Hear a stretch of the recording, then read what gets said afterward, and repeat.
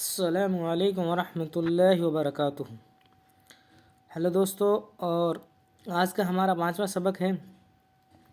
आज हम सीखेंगे इज़ आर एम का इस्तेमाल करना। इज़ एम आर का यूज़ कब किया जाता है और किस तरीके से किया जाता है। ठीक है, तो देखेंगे किसका इज़ आर एम का इस्तेमाल या यूज़। ठीक है, तो देखेंगे सबसे पहले सिंगुलर। सिंगुलर कहते हैं एक वचन को, हिंदी में सिंगुलर बोलते हैं एक वचन को। किसको बोलते हैं? एक वचन को सिंगुलर बोलते हैं। और उर्दू में उसे बोलते हैं वाहिद। उर्दू में क्या बोलते हैं? वाहिद। उर्दू में क्या बोलते हैं? वाहिद। हम तो उर्दू में कोई वाहिद हो या एक वचन हो या सिंगुलर हो तो उसके साथ इज़ का इस्तेमाल किया जाता है। किसका? इज़ का। किसका? इज़ का इस्तेमाल किया जाता है। किसके साथ? सिंगुलर के साथ, एक वचन के साथ या वाहिद के साथ। ठीक है, उसके बाद नंबर 2 है प्लूरल। प्लूरल बोलते हैं बहुवचन को। किसको बोलते हैं? बहुवचन को। और उर्दू में उसे बोलते हैं जमा। उर्दू में क्या बोलते हैं? जमा। तो क्या हो गया हमारा? एक वचन, बहुवचन, यानी वाहिद और जमा। प्लूरल के साथ इस्तेमाल करते हैं आर का। किसका? आर का। किसका? आर का। ठीक है, और आज जो हम हैं एफर्मेटिव यानी सकारात्मक वाक्य बनाना सीखेंगे, यानी मुस्बत। उर्दू में क्या बोलते हैं? मुस्बत वाक्यात। मुस्बत वाक्य बनाना सीखेंगे। ठीक है, तो दोबारा देखेंगे। इज़ का इस्तेमाल किसके साथ किया जाता है? वाहिद के साथ इज़ का इस्तेमाल किया जाता है। और आर का, जमा के साथ आर का इस्तेमाल किया जाता है। किसके साथ? जमा के साथ। ठीक है, कोई डाउट? आगे चलते हैं।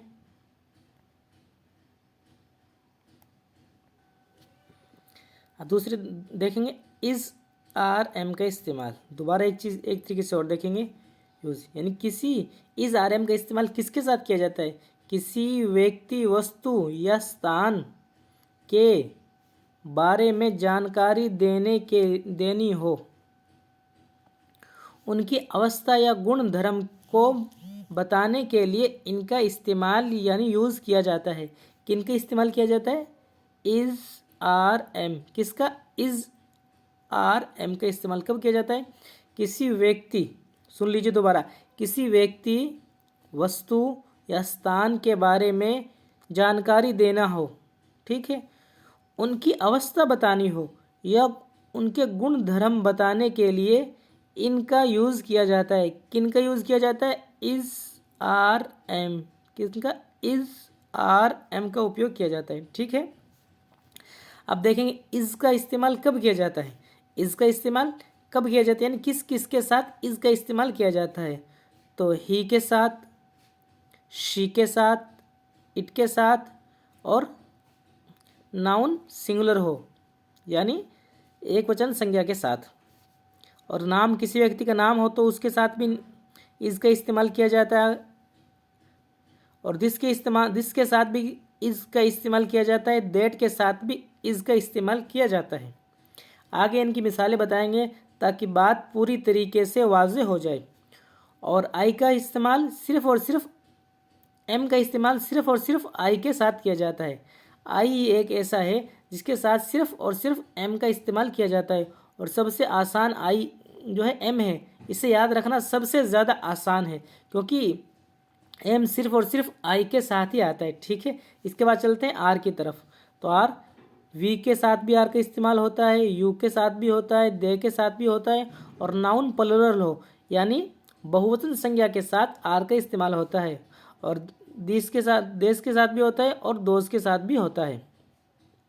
ठीक है, इतनी बात वाज़ेह है। एक मरतबा दोबारा देखेंगे।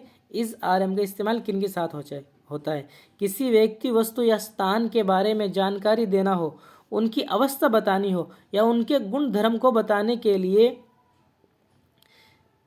इनका यानी इज़ आर एम का इस्तेमाल होता है। ठीक है, अब इसका इस्तेमाल ही के साथ, शी के साथ, इट के साथ, नाउन सिंगुलर हो या नेम के साथ या दिस के साथ या दैट के साथ, इन चीज़ों के साथ किसका इस्तेमाल होता है?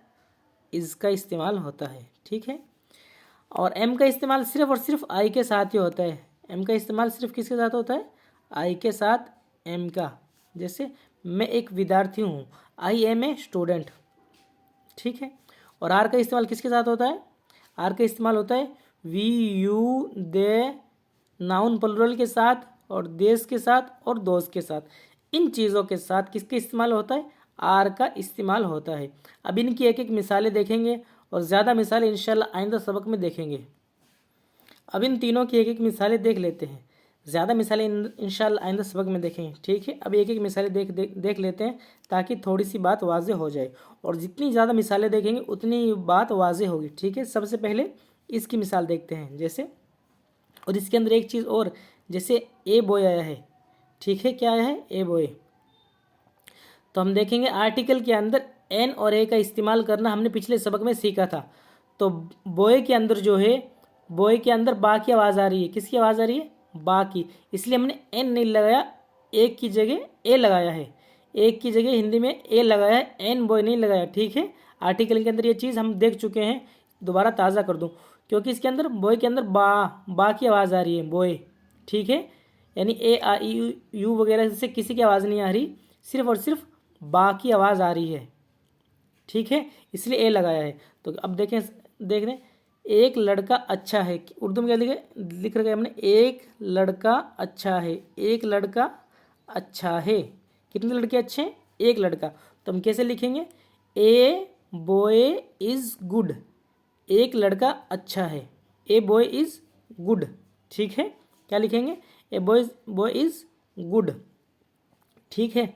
और याद रहे, इज़ का असल में हिंदी में माना होता है। इसका माना क्या होता है हिंदी के अंदर?